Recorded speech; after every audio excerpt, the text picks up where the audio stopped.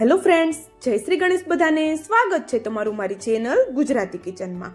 શ્રીખંડ બજાર જેવું ઘરે નથી બનતું. જો તમને એવું લાગતું હોય ને તો આ વિડીયો એકવાર ચોક્કસથી પૂરો જોજો. બજાર જેવું જ શ્રીખંડ આજે હું તમને ખૂબ જ સસ્તામાં ઘરે બનાવવાનું બતાવીશ, એ પણ બજારવાળાની સિક્રેટ ટિપ્સ સાથે. અને આ રીત કદાચ તમને કોઈએ નહીં બતાવેલી હોય. જમવા બેસીએ અને વાટકીમાં લીધેલું શ્રીખંડ પૂરું થાય ને એ પહેલાં જ ઢીલું પડી જતું હોય છે. તો એક વખત આ રીત ટ્રાય કરી જુઓ. 100% શ્રીખંડ ક્યારેય ઢીલું નહીં પડે અને બજારેથી ક્યારેય લાવવું પણ નહીં પડે. એકદમ સિમ્પલ એવી રેસીપી છે, થોડી ધ્યાનથી જોજો. તો અહીંયા આપણે 1 લીટર જેટલું દૂધ લીધેલું છે. આપણા ઘરમાં જે પણ દૂધ આવે છે ને એનો ઉપયોગ આપણે કરવાનો છે. અને દૂધ છે અત્યારે મેં ગરમ પણ નથી કરેલું. જે નોર્મલ દૂધ આપણા ઘરમાં આવે છે એ જ દૂધ મેં સીધું તપેલામાં લઈ અને તમને બતાવેલું છે. હવે આ દૂધ છે લીટર 1, એમાંથી આપણે અડધી વાટકી જેટલું દૂધ સાઈડમાં એક બાઉલમાં કાઢી લઈએ. તો અહીંયા આપણે એક વાટકી લઈ એમાં આપણે અડધી વાટકી જેટલું દૂધ કાઢી લીધેલું છે. અને પછી આપણે જે તપેલામાં બચી ગયું છે ને દૂધ, એને આપણે ગરમ થવા માટે રાખવાનું છે. તો આ જે વાટકામાં દૂધ બહાર કાઢ્યું છે એને આપણે ગરમ નથી કરવાનું. હવે આ તપેલાને આપણે ગેસની ફ્લેમ ચાલુ કરી એની ઉપર રાખી દીધું. ગેસની ફ્લેમ આપણે ફાસ્ટ જ રાખેલી છે. વચ્ચે વચ્ચે આપણે એને ફેરવતા રહેવાનું છે જેથી કરીને તળિયે દાંજી ન જાય. તો આપણું અહીંયા દૂધ ગરમ થાય છે ને ત્યાં સુધીમાં આપણે એક બીજી નાનકડી પ્રોસેસ કરી લઈએ અને દૂધને વચ્ચે વચ્ચે આપણે ફેરવતા રહીશું. તો અહીંયા આપણે જે વાટકીમાં દૂધ બહાર કાઢ્યું હતું ને એ દૂધ લઈ લીધું. દૂધ આપણું આ ઠંડુ જ છે અને એમાં આપણે 1/4 કપ જેટલો મિલ્ક પાવડર એડ કરવાનો છે.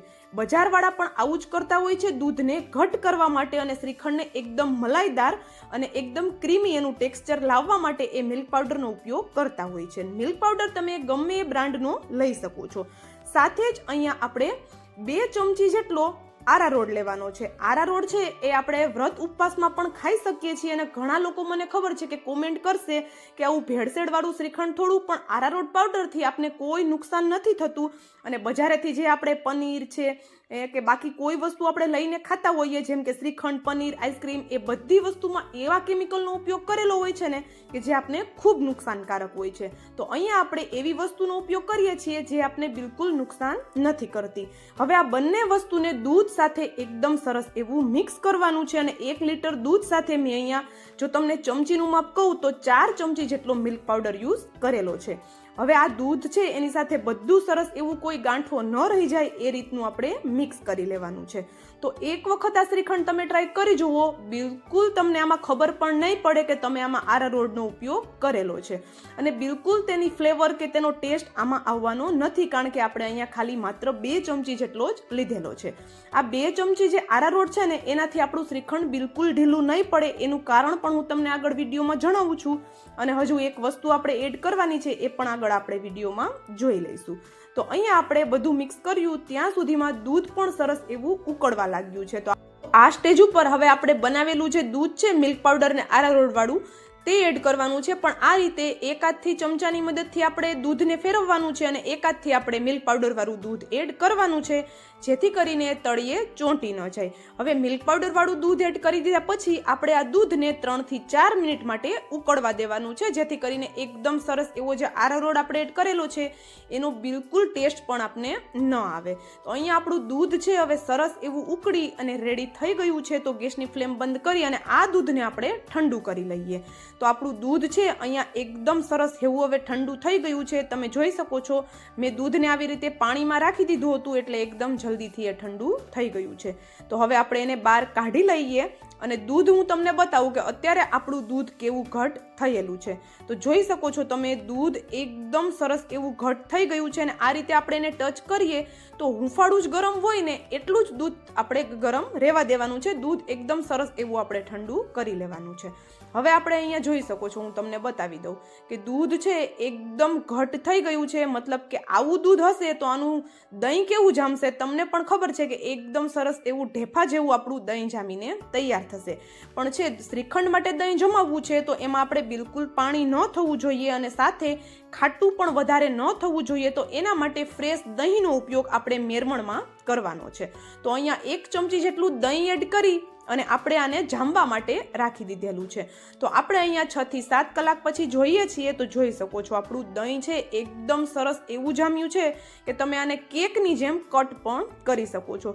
જો જોઈને જ તમને મજા આવી જશે, કારણ કે દહીં આપણું એટલું પ્રોપર જામ્યું છે. તો શ્રીખંડ તો આપણું એકદમ મલાઈદાર, ક્રીમી અને ક્વોન્ટિટીમાં પણ ખૂબ વધારે બનવાનું છે. તો જોઈ શકો છો, હું તમને બતાવી દઉં, દહીં પણ જો એકદમ મસ્ત જામ્યું છે ને. તો એકવાર આ રીત ટ્રાય કરી જોજો અને પછી મને કોમેન્ટ કરજો કે તમારી ઘરે શ્રીખંડ કેવું બન્યું, કારણ કે ફૂલ પ્રૂફ રેસીપી છે અને બજારવાળાની સિક્રેટ રીત પણ મેં તમને બતાવેલી છે. તો જો દહીં સરસ એવું જામી ગયું, તપેલાના તળિયામાં પણ બિલકુલ પાણી નથી રહ્યું. તો હવે આપણે આમાંથી એક્સ્ટ્રા પાણી હટાવવાનું છે. તો કોઈ જારી આપણે લઈ એની ઉપર આ રીતે કપડું સાફ આપણે પાથરી દઈએ અને આપણું જે જામેલું દહીં છે એને આ રીતે કપડા ઉપર આપણે લઈ લેવાનું છે. તો આપણે કપડા ઉપર દહીં લઈએ છીએ ત્યાં સુધીમાં જો વિડીયો તમને થોડો પણ પસંદ આવતો હોય તો વિડીયોને લાઇક, શેર અને જો ચેનલ પર નવા હોય તો જલ્દીથી ચેનલને સબસ્ક્રાઇબ કરી દેજો અને સાથે જ બાજુમાં આપેલા બેલને પણ પ્રેસ કરી દેજો, જેથી કરીને આવી જ નવી નવી રેસીપીની નોટિફિકેશન તમારા સુધી પહેલા આવે. તો જો અહીંયા આ રીતે હવે દહીંની પોટલી આપણે બનાવી, એમાં એક ટાઈટ એવી ગાંઠ આપણે મારી લેવાની છે, જેથી કરીને એનું એક્સ્ટ્રા જે પાણી છે એ બધું નીતરી જાય. અને અત્યારે આપણે આ રીતે એને ફેરવશું તો અત્યારે જ જે એક્સ્ટ્રા પાણી હશે એ બધું નીતરી જશે. અહીંયા મેં ગાંઠ મારી ઉપરથી પ્લેટ રાખી અને વજન રાખી દીધો છે અને આને આપણે ફ્રીઝમાં રાખવાનું છે, જેથી કરીને એ વધારે ખાટું ન થઈ જાય. તો જો મેં 1 રાત માટે નીતરવા માટે રાખી દીધું હતું, તમે આને 3 થી 4 કલાક માટે રાખશો તો પણ સરસ એવું નીતરી જશે.